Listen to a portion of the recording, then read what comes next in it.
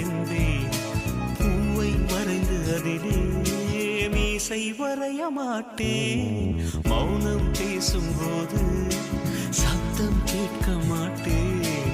மூன்றாம் திரையின் உள்ளே நிலவை தேட மாட்டேன். வாழ்வோ துவர்க்குதடி, வயசோ கசக்குதடி, செய்கையிலே என்னை மன்னித்து சாபம் தீரடி.